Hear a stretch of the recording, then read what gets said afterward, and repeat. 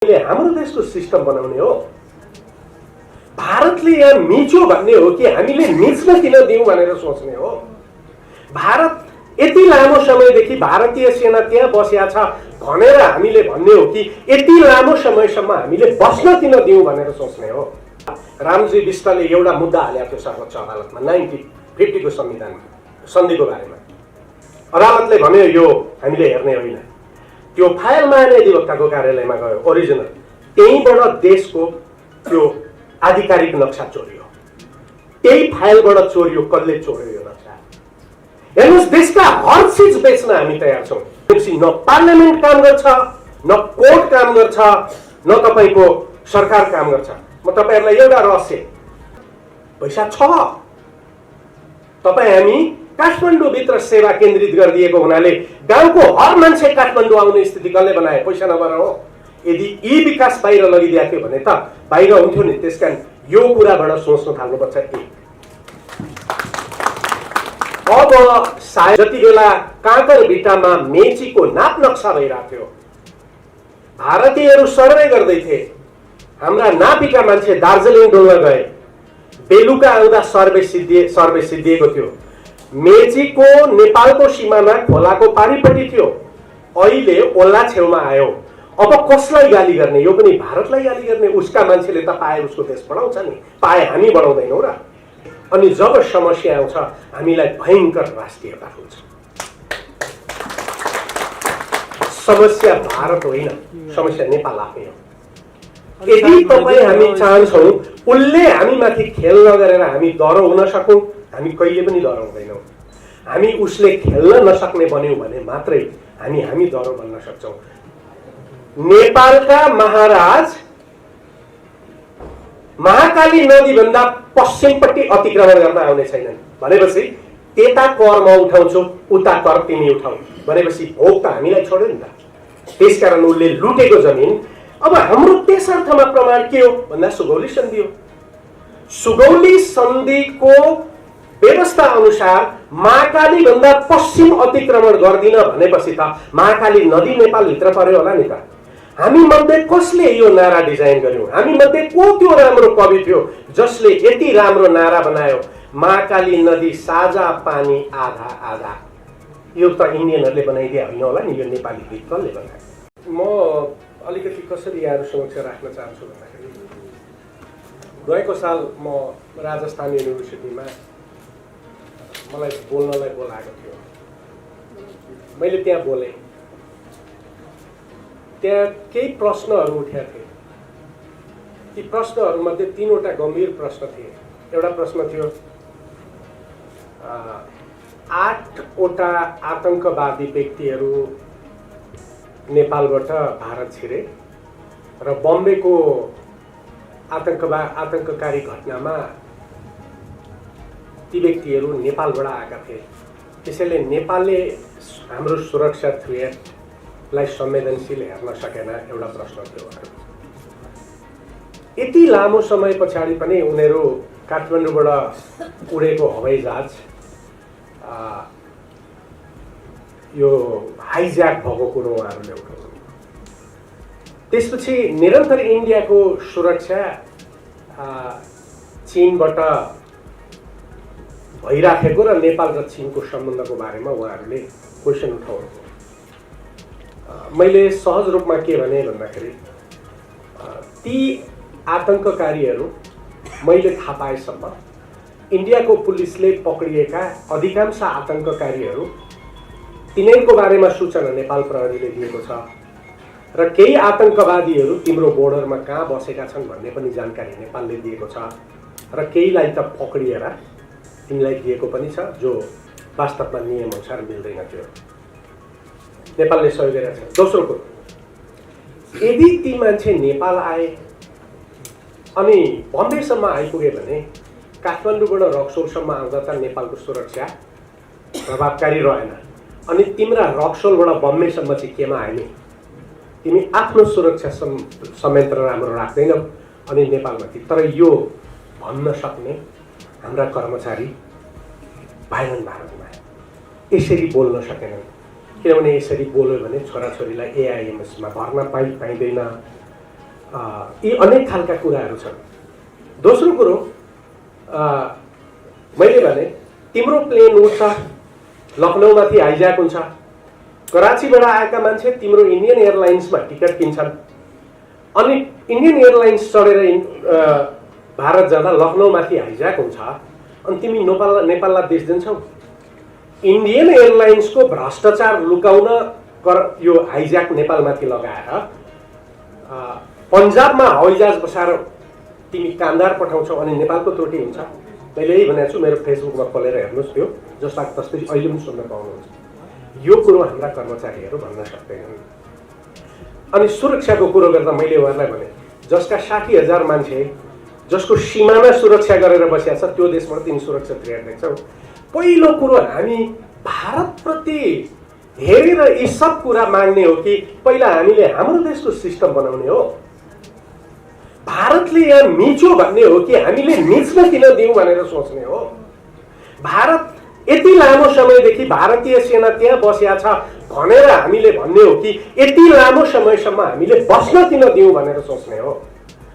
यो देशमा 70 वर्षदेखि हाम्रो नेतृत्व एउटाले गरेको गल्ती अर्काको थाप्लोमा, जनता गल्ती सरकारको थाप्लोमा, सरकार गल्ती प्रतिपक्षको थाप्लोमा, प्रतिपक्ष गल्ती सरकारको थाप्लोमा, र हामी केवल अहिलेसम्म अनुसन्धान नगर्ने, नपढ्ने, किताब नखोज्ने, केही नगर्ने, अनि जब समस्या आउँछ हामीलाई भयंकर राष्ट्रियता हुन्छ। समस्या भारत होइन, समस्या नेपाल आफै हो। यदि तपाईँ हामी चाहन्छौँ उसले हामीमाथि खेल्न गरेर हामी डराउन सकौँ, हामी कहिले पनि डराउँदैनौँ। हामी उसले खेल्न नसक्ने बन्यौँ भने मात्रै हामी डरो बन्न सक्छौँ। त्यसकारण राष्ट्रियता देशको मायासँग जोडिन्छ, अर्काको विरोधसँग जोडिँदैन। पहिलो कुरो त म तपाईँहरूसँग यो राख्न चाहन्छु। त्यसकारण हाम्रो समस्याको समाधान यतापट्टिबाट हेर्नु पर्यो। भारतले लगिदिए हाम्रो सीमामा आउँछ, ठिक छ, त्यो पनि ठिकै हो। अनि भारतले लगेर भने हामी लिन नचाहने त? लिनका लागि हामीसँग के तर्क छ? म सबैतिर भाषण सुन्छु, गाउँदेखि अहिलेसम्म भाषण चलेको छ। भाषणमा हामी केवल समस्याको बारेमा कुरा गर्छौँ, तर प्रश्न त के होला भन्दाखेरि त्यो भूमिमा कुनै समयमा आएको होस्, 20 वर्ष 30 वर्ष, आखिर अहिले भारतीय सेना त छ नि। यो कुरो सत्य हो नि, होइन? यदि यो सत्य हो भने अब यो जमिन हामीले हाम्रो हो भन्नका लागि वा हाम्रो सिमाना कायम गर्नको लागि हामीले गर्नुपर्ने कुरा के होला? मैले यसरी हेर्ने गरेको छु। अन्तर्राष्ट्रिय कानुनले के भन्छ भने कुनै पनि देशको टेरिटोरी यदि विवादमा आयो भने भोगलाई हेर्नुपर्छ, त्यसको पोजेसनलाई हेर्नुपर्छ। त्यस अर्थमा खोला भन्दा पनि महत्त्वपूर्ण प्रमाण त हाम्रो त्यहाँको नागरिक हो। त्यो नागरिक यो देशको हुँ भन्छ। भोलि विवाद उठ्दाखेरि यदि अन्तर्राष्ट्रिय आर्बिट्रेसनमा गयो, कोर्टमा गयो भने उसले हेर्ने त यही होला नि, त्यहाँको नागरिक म उताको हुँ भन्छ कि यताको हुँ भन्छ। यदि भोलि आउँदा ती सबै मान्छेले हामी उताका हुँ भन्यो भने हामी के भन्छौँ? क्वेसन त्यसर्थ आफ्ना नागरिकको सुरक्षा गर्न सरकार समक्ष खेद्ने कुरा त पर जाओस्, भारतीयहरूलाई खेद्ने कुरा त पर जाओस्। पहिला नागरिकलाई त कम्तीमा सुरक्षित राख। न त्यहाँ सेना छ, न त्यहाँ पुलिस छ, न त्यहाँ एडमिनिस्ट्रेसन छ। ठिक छ, सेना र पुलिस त छैन, कम्तीमा सिभिल एडमिनिस्ट्रेसन त राख, कम्तीमा खरदार त राख। अब हेर्नुहोस् हाम्रो सिस्टम कस्तो छ। लास्ट इयर म टिबेट गएँ, टिबेटबाट म पुराङ काउन्टी गएँ, पुराङ काउन्टीमा पुगिसकेपछि म हिल्साको पारिपट्टि जगजग छ, विशाल बिल्डिङहरू बनेका छन्। हिल्सामा जस्ताले छोपेका ढुङ्गाले थिचेका केही घरहरू छन्। अनि मैले चाइनिजहरूलाई पनि भने उतापट्टि जाउँ, पुलबाट पारिवारिपट्टि आयौँ। अनि पुलिस चौकीमा हामी आयौँ। पुलिस चौकीमा आउँदा 2 जना रहेछन्। अनि कतिजना तपाईँहरू भन्दाखेरि सर हामी यहाँ 18 जना।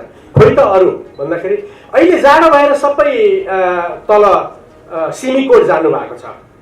अनि तिमीहरू 2 जनाले यहाँ छेक्न सक्छौ त भन्दा अब हाकिमहरू बस्दैनन्, हामी यहीँको स्थानीय 2टा सिपाही छौँ। भान्सार कहाँ छ त यहाँको? खोइ त भान्सार भन्दा रसिद हामीलाई दिएर उहाँहरू पनि सिमीकोट जानुभएको छ। अब हेर्नुहोस्, यो स्थिति पुरानको मात्रै होइन, सबै ठाउँको हो। अनि चाइनिजलाई पनि देखेपछि, मलाई पनि देखेपछि त्यहाँका 10-20 जना जनता आए। सर, उताबाट उनीहरूले त यहाँ बिजुली जोडिदिन्छु भनेको छ, तर हाम्रो सिडिओ साहबले जोड्नै दिएन।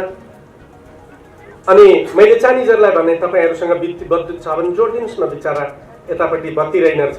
होइन, हामीले त सबै थोक ल्याएको छ, उहाँहरूले क्लियरेन्स ल्याएन। मैले सिडिओलाई फोन गरेँ, सिडिओ के भन्छ भने गृह मन्त्रालयबाट स्वीकृति आएको छैन। भकुण्डो हो देशको नागरिक, यो देशका राजनैतिक पार्टी र यो देशका सरकारको। कति सदस्य हुनुहुन्छ हामीसँग? 1200 भन्दा बढी त सदस्य हुनुहुन्छ नि त। उहाँहरू नागरिकहरूसँग आएर कराउनुहुन्छ, नागरिकसँग कम्प्लेन गर्नुहुन्छ, यो भएन, त्यो भएन, यो भएन, त्यो भएन।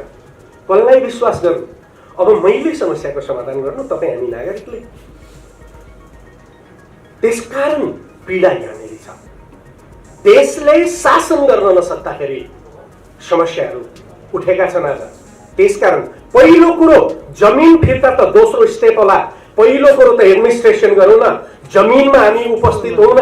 जमिनमा सेना लान सकिँदैन, नागरिक प्रशासन त लैजाउँ। कम्तीमा त्यो पारिपट्टि बसेको सेनासँग दिनै पछि वार्ता त होस् न, यो मेरो जमिन हो, तिमीहरूले जानुपर्छ त भन्न थाल्नु पर्यो नि त। हामीसँग न सरकार छ त्यहाँ, न केही छ। प्रश्न यहाँ। अनि त्यसपछि त्यहाँनिर एकजना महिलाको, हेर्नुहोस्, त्यहाँनिर एकजना महिला सुत्केरी हुन नसकेर 6 दिनदेखि लड्या रहेछ। मैले त्यो चाइनिजलाई भने यदि जाँच गरिदिनुहुन्छ भने उनीहरूले त्यहाँबाट गाडीमा हार लगे। बच्चा 5 दिन अगाडि मर्या रहेछ पेटमा। चाइनिजहरूले यहाँ नारीमा लगेर अपरेसन गरे र आमालाई जोगाए, बच्चा मर्या रहेछ। हामीसँग पैसा छैन, यो देशमा पैसा छ। तपाईँ हामी काठमाडौँभित्र सेवा केन्द्रित गरिदिएको हुनाले गाउँको हर मान्छे काठमाडौँ आउने स्थिति कसले बनाए? पैसा नभएर हो।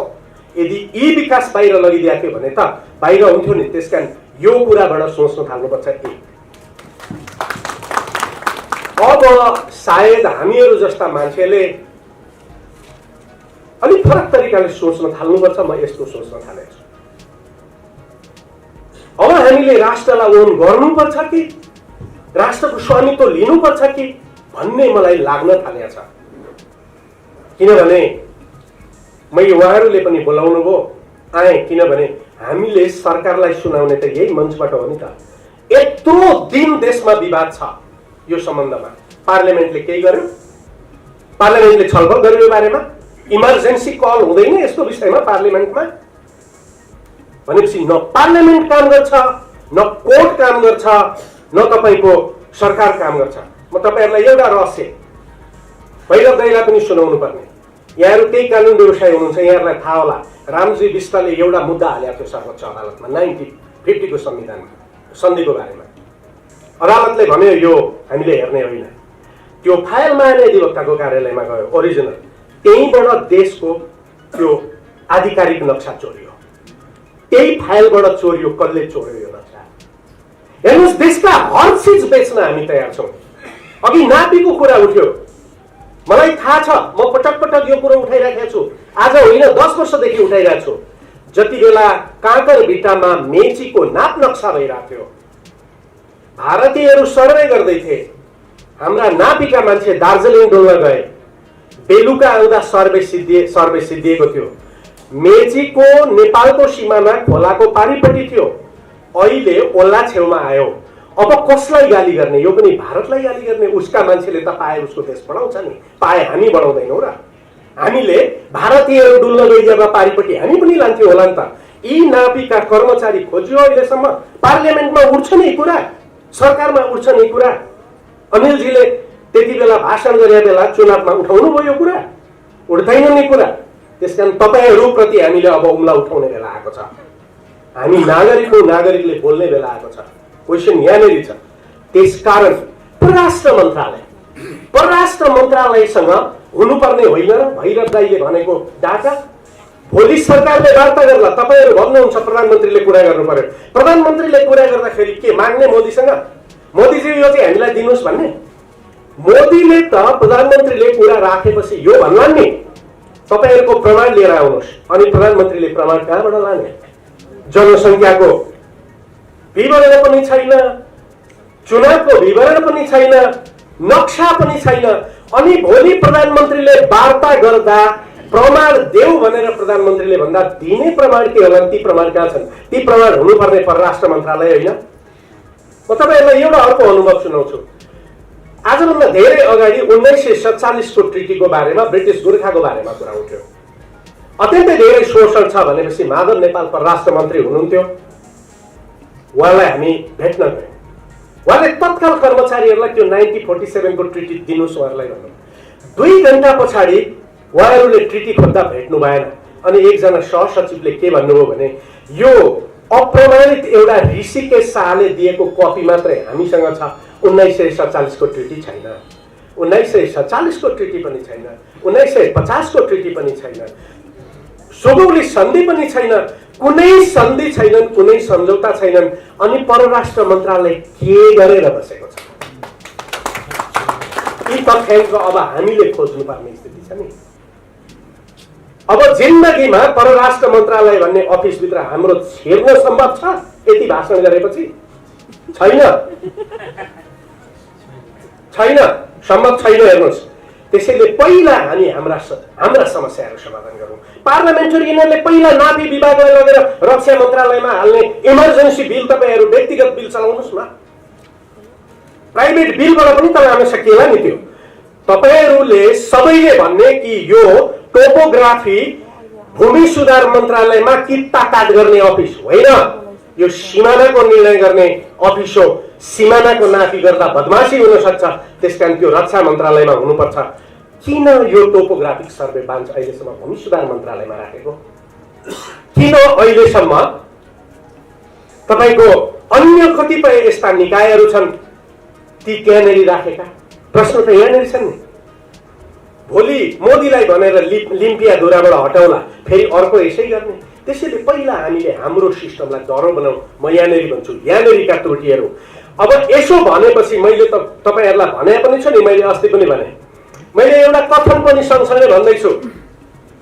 छोरी हुर्किहाले, पढिहाले, बुढी आफै कमाएर खान सक्छ, हामीलाई गोली हानिदिए मलाई चाहिँ आपत छैन, त्यसकारण म बोल्छु। तर हानिन सक्छ गोली हामीहरूमाथि, यी चिजहरू पनि छन्। तर कोही न कोही त बोल्नुपर्छ होला नि। अब त्यसकारण म तपाईँहरूसँग केही कुरा भन्छु। हामीले सन्धि पोषण गर्यौँ इस्ट इन्डिया कम्पनीसँग। इस्ट इन्डिया कम्पनी राज्य हो, राज्य होइन, यो कम्पनी हो। इस्ट इन्डिया कम्पनी एउटा कम्पनी हो भने अर्को देशको जमिन लुटेर उसले सार्वभौम सत्ता क्रिएट गर्न सक्छ? सक्दैन। सक्दैन भने कुमाउँ र गढवालको हैसियत के हो त भन्दा युद्ध प्राइभेट सेना, उसको निजी सेनासँग हाम्रो सरकार लड्यो, हाम्रो सेना हार्यो, उसले हाम्रो सार्वभौम सत्ता लगेन, उसले हाम्रो जमिन लुट्यो। त्यसकारण 1950 सम्म राणाहरूले 1950 को सन्धि गरुन्जेलसम्म इस्ट इन्डिया कम्पनीले मोयानी हक जस्तो लुटेर जमिन प्रयोग गरे पनि कुमाउँ र गढवालमाथि हाम्रो सार्वभौम सत्ता थियो। किनभने एउटा कम्पनीले राष्ट्रसँग सम्झौता गर्न सक्दैन। त्यही कारण लेखियो के, यो सुगौली सन्धिको धारा 5 मा के लेखियो भन्दाखेरि नेपालको सिमाना उता हुने, भारतको सिमाना यता हुने भनेन। त्यो भारतको सिमानै थिएन, त्यो त इस्ट इन्डिया कम्पनीले हामीसँग लुटेको थियो। त्यसकारण के लेख्यो भने धारा 5 मा नेपालका महाराज महाकाली नदी भन्दा पश्चिमपट्टि अतिक्रमण गर्न आउने छैनन् भनेपछि त्यता कर म उठाउँछु, उता कर तिमी उठाऊ भनेपछि भोग त हामीलाई छोड्यो नि त। त्यसकारण उसले लुटेको जमिन। अब हाम्रो त्यसर्थमा प्रमाण के हो भन्दा सुगौली सन्धि हो।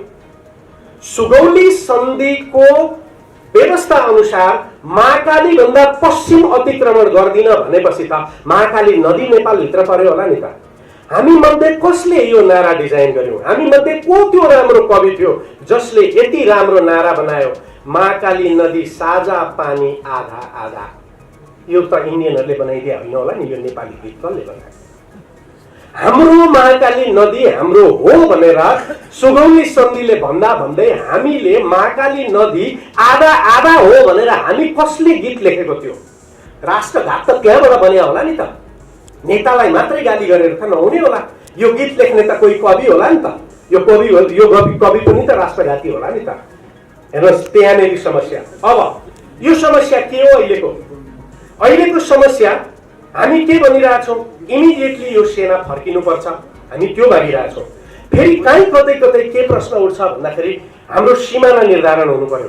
अब यहाँनिर प्रश्न चाहिँ के हो, हामीले तार्किक ढङ्गबाट इन्डियनहरूसँग प्रस्तुत हुनुपर्ने भन्दाखेरि मैले देखेको कुरो के हो भन्दाखेरि हाम्रो समस्या अहिले बोर्डरको हो। हाम्रो बोर्डर कहाँ हो भन्ने हो।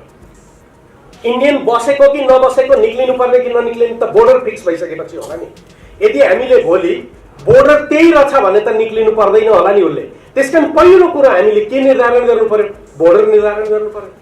बोर्डर निर्धारण गर्न बोर्डर के तोकिएको छ, खोला तोकिएको छ। हाम्रो पश्चिमको बोर्डर महाकाली हो भनिएको छ। यदि खोला हो बोर्डर भने अब हामी भन्छौँ लिम्पियाधुरा महाकाली हो, इन्डियनहरू भन्छ कुलोबाट ल्याएको ओरको त्यो नहर चाहिँ महाकाली हो। बिचमा लिपुलेक छ, लिपुलेक भन्दा पनि ओरा आएर ऊ के भन्छ, भित्ताबाट कुलो ल्याएर बनाएको नहर चाहिँ महाकाली हो, इन्डिया भन्छ। हामी भन्छौँ लिम्पियाधुरा महाकाली हो।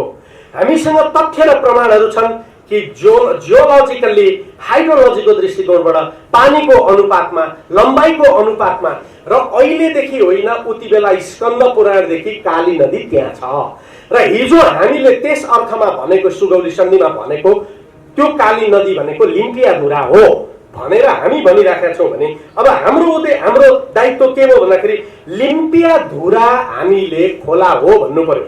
लिम्पियाधुरा खोला हो, लिम्पियाधुरा सीमा नदी हो, लिम्पियाधुरा सीमा नदी हो भने हाम्रो बोर्डर कहाँ हो, लिम्पियाधुरा हो भनेपछि अब हाम्रो दायित्व त लिम्पियाधुरा नै काली हो भनेर प्रमाणित गर्ने भयो नि त।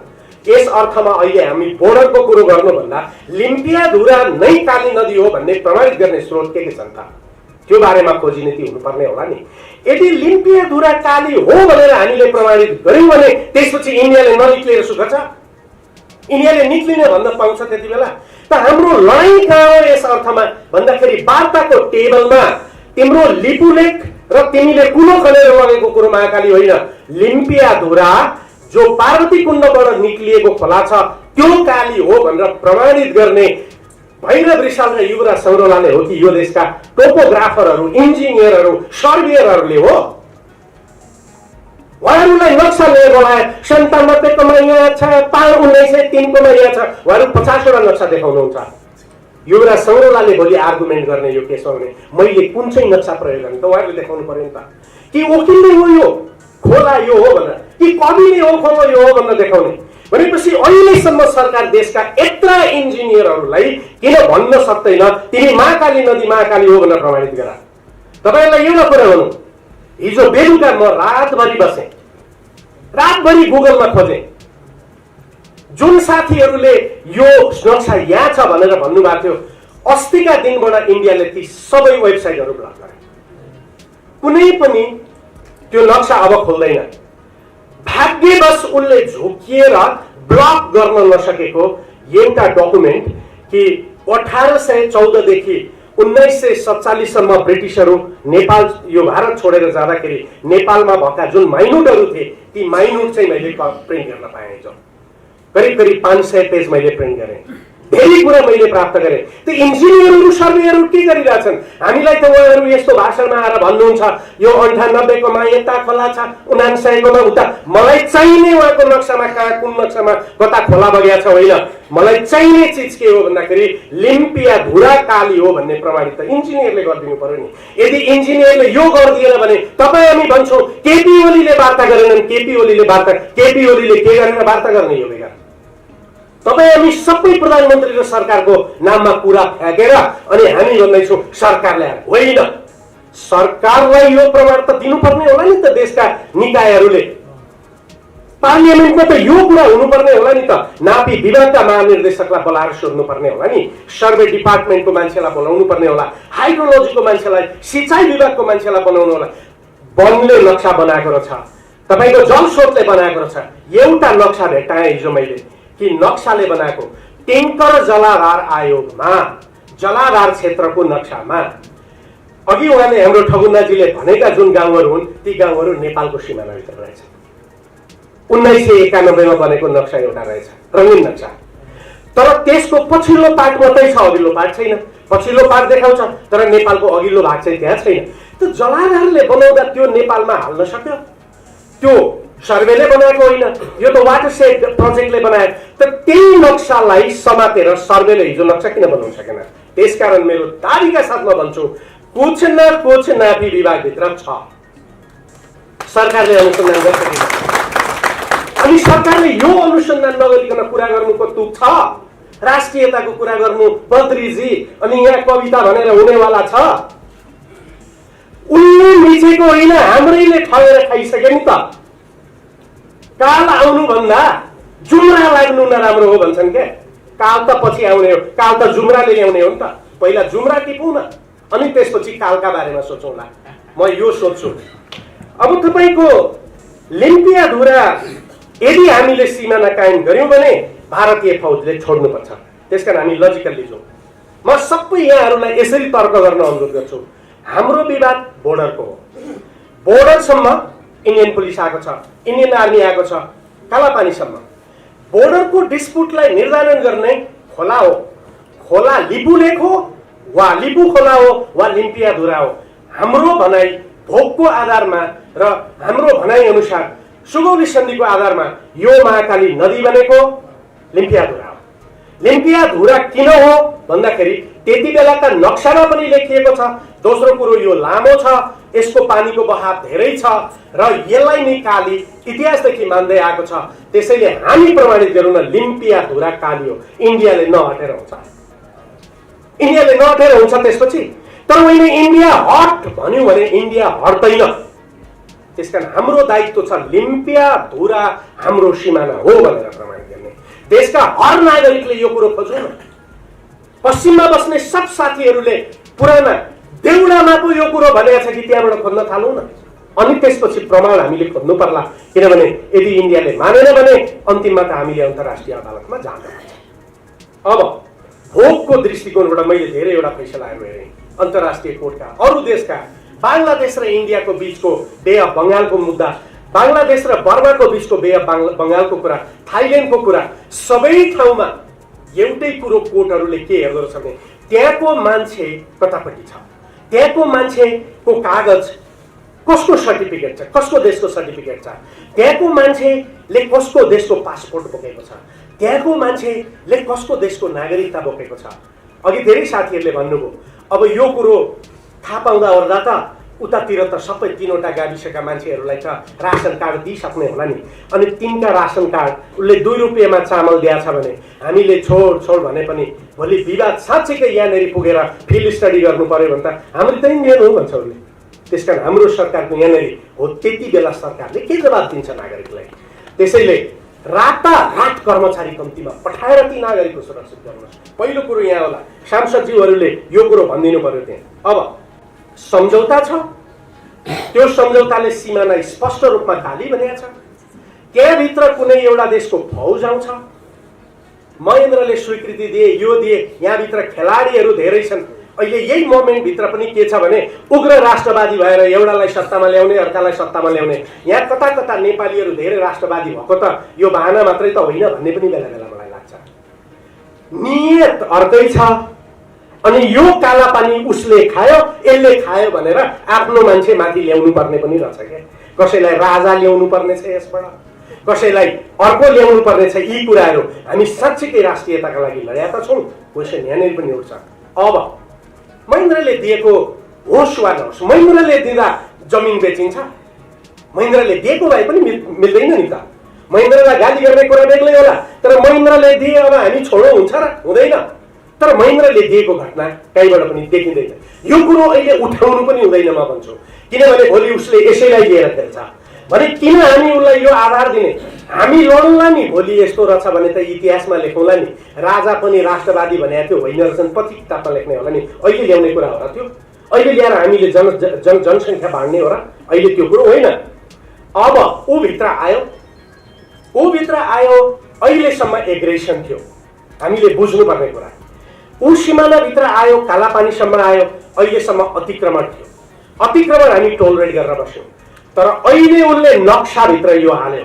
यो एग्रेसन अब अकुपेसन मात्र भयो, अब कब्जा नगर।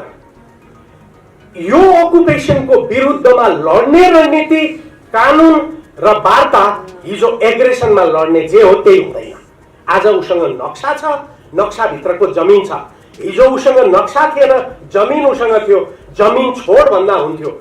आज त उसले नक्सा बनाएर यो त मेरो हो भनेर दाबी गर्यो, उसले त मेरो हो भनेर जनायो। अनि यति बेला गर्ने वार्ता र हिजोको वार्ता त्यही हुन्छ। सरकारले यसमा के अनुसन्धान गराएको छ मलाई थाहा छैन। त्यसकारण यो प्रक्सी, यसलाई प्रक्सी एग्रेसन भन्छ इन्टरनेसनल लमा।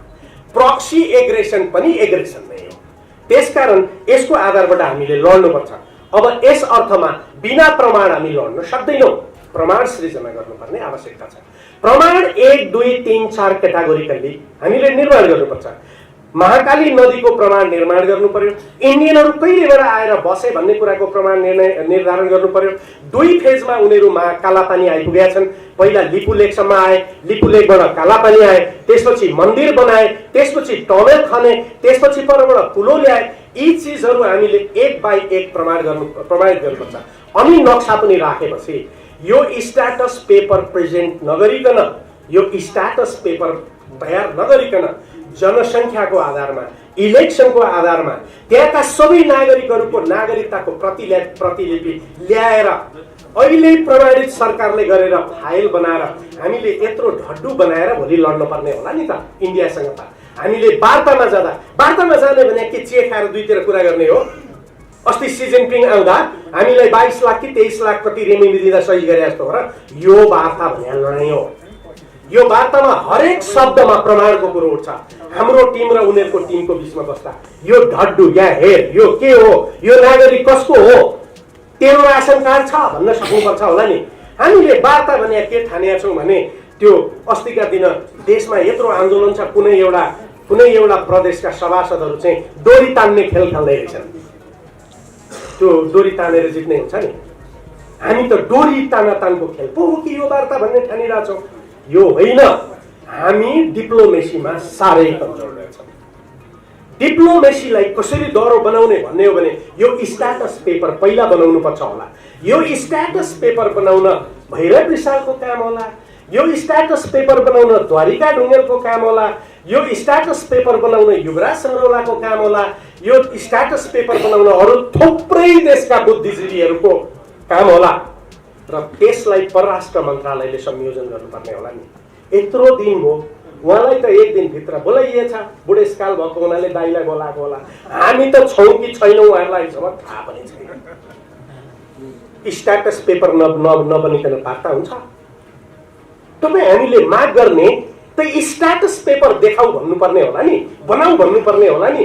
तपाईँ हामीले यो भनिदिनु पर्ने होला नि, सभासदहरूले पनि यो भनिदिनु पर्ने होला नि। त्यसकारण अहिलेको स्थिति के हो भने भारतले हाम्रो टेरिटोरी छेडखान गरेका छ, शब्द ठेट भाषामा भन्दा यसलाई एग्रेसन भनौँ। र यसलाई अब हामीले 2 तरिकाले समाधान गर्न सक्छौँ। 1, वार्ता र कूटनीतिलाई एडजस्ट नगरिकन हामी अन्तर्राष्ट्रिय अदालतमा जान सक्दैनौँ।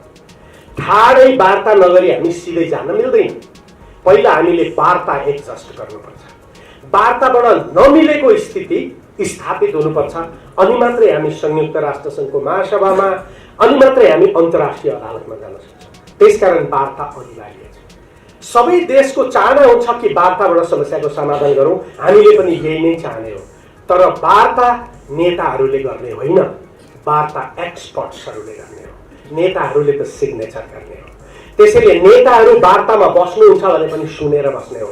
वार्ता त एक्सपर्टले गर्ने हो नि। हामी के मागिरहेछौँ? प्रधानमन्त्रीले चाँडो कुरा गर्नु पर्यो, प्रधानमन्त्रीले चाँडो कुरा गर्नु पर्यो, ताकि यो छोरी मागेर छोरो मागेर बिहे गर्न लाग्यो जस्तो यो होइन। त्यसैले प्रश्न प्रधानमन्त्रीले चाँडो कुरा गर होइन, प्रश्न पहिला स्ट्याटस पेपर तयार गर्न तपाईँ हाम्रो भूमिका के हुन्छ, हामी प्रमाण कसरी खोज्छौँ, अनि यो तयार गरेपछि प्रधानमन्त्रीले कुरा नगरेर सुख छ र? गर्न पर्छ। गर्नुहुन्न भने त भोलि हामी प्रधानमन्त्री मान्दैनौँ भन्न पाइन्छ नि त कुरो यो।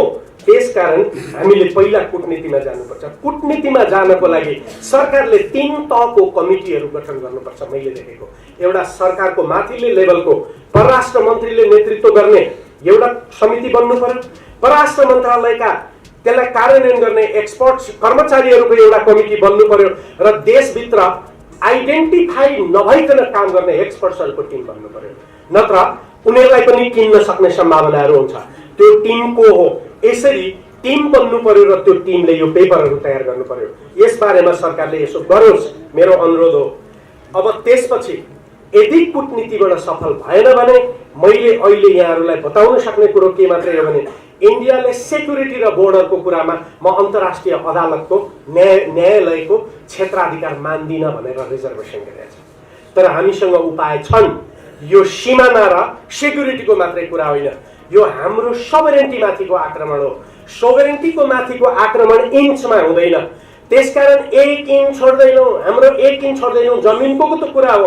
तर यदि 1 इन्च सोभरेन्टी माथि इन्डिया आयो भने त्यो 1 इन्च माथिको सोभरेन्टीको मात्रै हस्तक्षेप होइन, इन्टायर देशको सोभरेन्टी माथिको यो आँच हो। किनभने सोभरेन्टी चाहिँ इन्चमा हुँदैन क्या, सोभरेन्टी एउटै हुन्छ।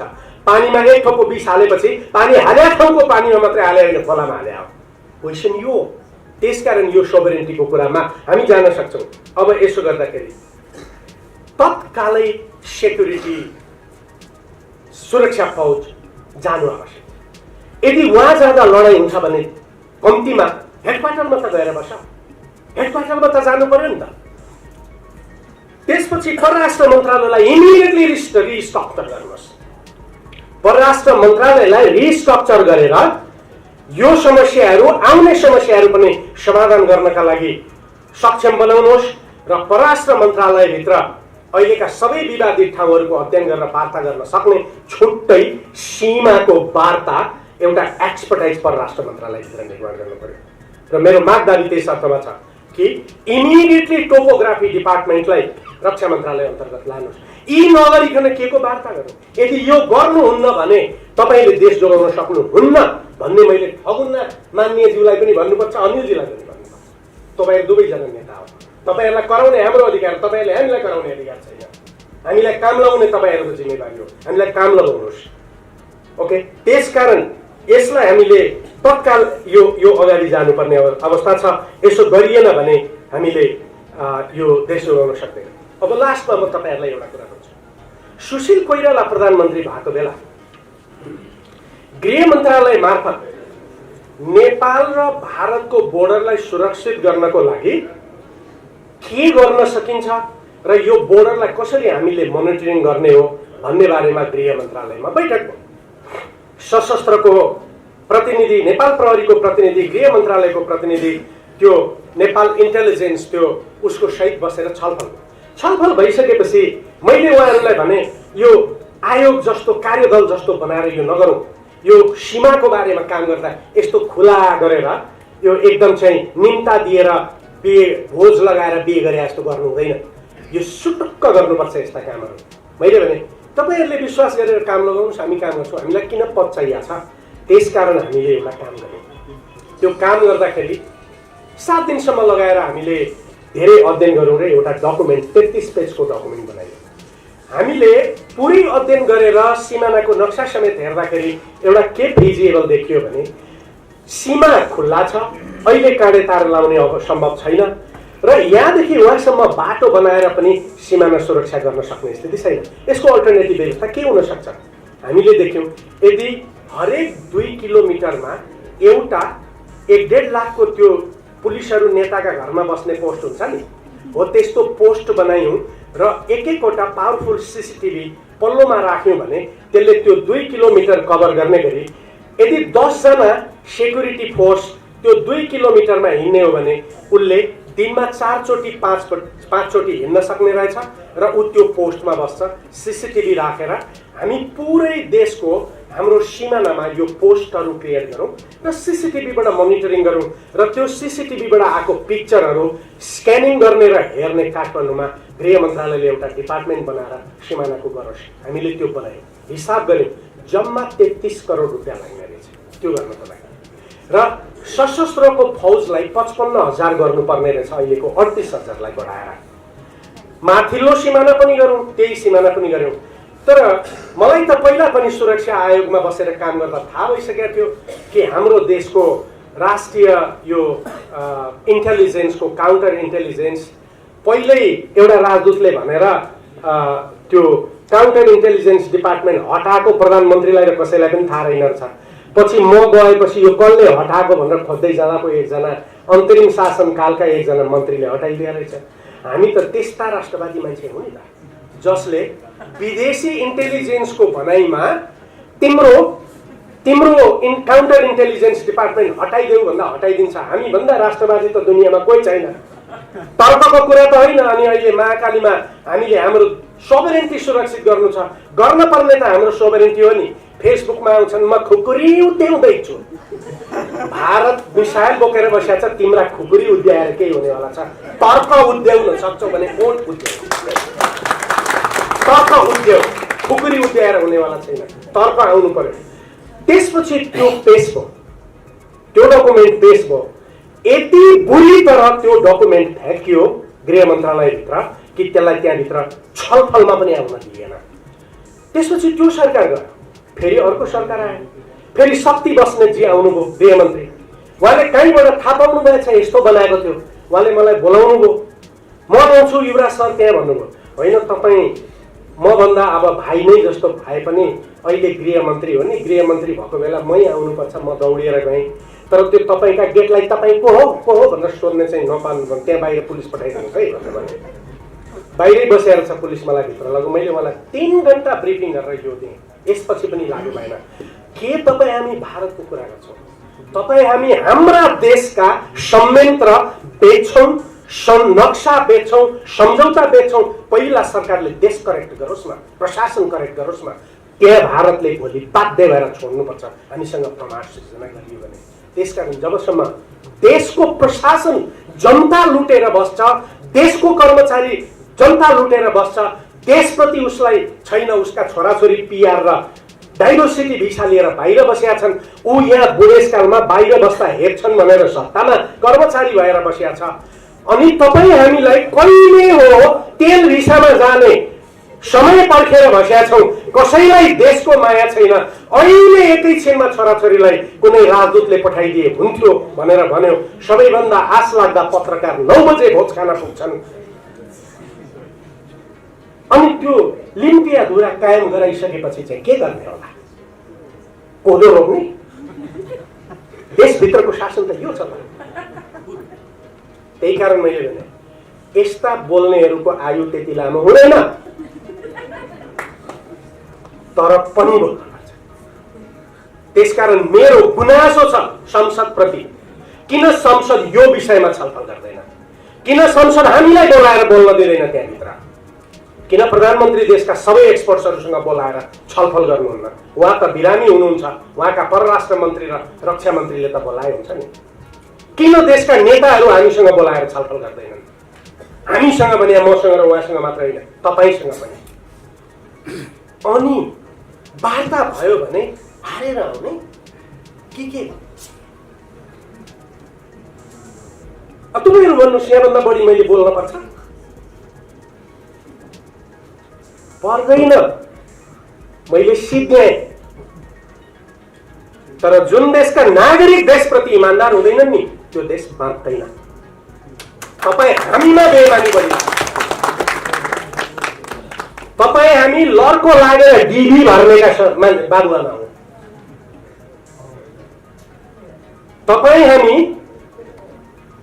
देशमा खेती गर्न छोडेर बाहिरबाट ल्याएका क्यामेरा खाने मान्छे हुन्। त्यसकारण समस्या यो होलिस्टिकली हेर्नुपर्छ। यदि तपाईँ हामीलाई नेपाल चाहिँदैन भने नबोलौँ। तर एउटा कुरा मैले चाहिँ विदेशमा जाँदा के सिकेको छ भने यो देश 3000 वर्ष पुरानो छ। 3000 वर्ष पुरानो छ त मेरा कोही पुर्खा हिजो अस्ति 200 वर्ष अगाडि बाँदरबाट मान्छे भएका होइन नि। जोड्दै जोड्दै लाँदा मेरा पुर्खा 3500 वर्ष अगाडिसम्म गाँसिएका छन् नि। भनेको मतलब ती सबैको खरानी र माटो कहाँ छ? यो देशमा छ। अनि 35 वर्षदेखि पुर्खा गाडिएको देश छोडेर हिँड्न त मलाई लाज लाग्दैन भनेपछि त्यो अमेरिका र अस्ट्रेलियाले पनि के बुझ्या होलान्? 3500 वर्षको आफ्नो देश धोका दिने यी हरामीहरू कुनै पनि बेला मलाई धोका दिन्छन् भने त्यसलाई थाहा छैन होला। त्यसकारण अब देश जोगाउने बेला भयो। मेरो यति अनुरोध तपाईहरुलाई हो, अहिले सरकारलाई अहिले सहयोग गर्नु, सरकारलाई बल दिनु। सरकारलाई प्रेरित गरौँ, सरकारलाई दबाब दिउँ, जुलुस निकालौँ, तर सरकारलाई चाँडो गर, हामीसँग बस, छलफल गर भनेर भनौँ। अनि त्यसपछि पनि गर्दैन त त्यसपछि अनिलजीकै पार्टीमा हामीले बसिरहनुपर्छ भन्ने छ र? किन यो छोडेर जाँदा उहाँले हामीलाई गोली ठोक्नुहुन्छ र? ठगुनमा माननीय ज्यूकै पार्टीमा बसिरहनुपर्छ भन्ने छ र त्यसपछि पनि? यदि हामीहरू जस्ता मान्छेलाई राख्नुहुन्छ तपाईँहरूका फोरममा, तपाईँहरूका ठाउँमा, हाम्रो दिमाग प्रयोग गर्नुहोस्, पद दिनु आवश्यक छैन। के पद दिनुहुन्छ तपाईँहरूले? हामी संसार पढाउने मान्छेलाई तपाईँका पद चाहिएको छैन, तर हाम्रो दिमाग त राष्ट्र सेवाका लागि प्रयोग गरिदिनुहोस्। 90 वर्षको बुढो मान्छे यहाँ आएर बोलिरहनु भएको छ। अहिले त हरेक दिन उहाँको रेकर्ड गर्नुहोस् न तपाईँहरू सरकारमा बसेर। भोलि उहाँ कथम कदाचित उहाँ 5 वर्ष रहनु भएन भने उहाँको भोलि प्रमाणमा पेश गर्नु पर्दैन। हामीले एक दिन बोलाइदियो सर्वोच्च बैठकमा, 5 मिनट बोलाएपछि सिद्धियो। त्यसकारण यो देश भारतले हामीलाई लडाएर जित्दैन, हामी आफ्नै मूर्खताले हार्न सक्छौँ। भारतसँग डर छैन, यही देशभित्रको प्रशासनसँग डर छ। भारतले यो देश किन्न सक्दैन, 3500 वर्ष सकेका छैन। डर छ यही देशका कतिपय मान्छेले यो देश बेच्न सक्छन्। देश त्यसकारण भित्रबाट प्रताडित छ, भित्रबाट असुरक्षित छ, बाहिरबाट होइन। त्यसकारण एकजुट हौँ र यो कुरामा हामी सचेत बनौँ। मैले यति धेरै कुरा भने, अलिकति 2 जना हाम्रा नेताहरूलाई अलिकति छेडखानी पनि गरेँ। यो छेडखानी तपाईँहरूलाई व्यक्तिगत रूपमा गरे होइन, तपाईँहरू हाम्रा नायिके भएका हुनाले कुरा पुर्याउनुहोस् भनेर भने हो। व्यक्तिगत रूपमा तपाईँहरूसँग एकदम भलो कुशल सम्बन्ध छ, सँगै बसेर चिया खाउँला। तर एज ए सांसद र एज ए हिजो मेरो यहाँको उम्मेदवार भएको नाताले तपाईँहरूलाई भन्न पर्छ, व्यक्तिगत रूपमा दाजुभाइ हुँ, तर जिम्मेवारीको नाताले तपाईँहरू जिम्मेवार हो, म होइन। मैले यो भन्नुपर्छ। यति भने अलि लामै बोल्नुपर्छ भनेर बोलाएको थियो। कुरा राख्नै पर्छ। कम्तीमा यति बोलेपछि कम्तीमा 2-4 जना मात्रै झकझकिए भने पनि त आज बेलुका गएर थुप्रै दिदीबहिनी, आमा बहिनीहरू पनि आउनु भएको छ। आज बेलुका एकछिन छोराछोरीलाई राखेर घोडा च्यात्या पेन्ट नलाओ नानी हो। अब यो वाइ नखाओ, भात साग खाओ। भात साग खायो भने दिमागमा मिनरल हुन्छ, अनि मात्रै देश जोगाउन सकिन्छ भनिदिनु भयो भने पनि देश जोड्थ्यो। यतातिर पनि जानुपर्ने अवस्था छ। र थुप्रै साथीहरू, रिटायर साथीहरू, छोराछोरी अमेरिका अस्ट्रेलिया छन् भने यतै बोलाउन थालौँ। अब यतै आओ, मिलेर काम गरौँ भनौँ। मेरा त उता गएका छन्, अब आमा चाहिँ जान्छ, किनभने तेल लाउने बेला हुन्छ बुहारीलाई भन्न बन्द गरौँ, तेल बिसालिन बन्द गरौँ, अनि देश जोडिन्छ, अन्यथा जोडिँदैन। यति भने थ्याङ्क यू भेरी मच। मलाई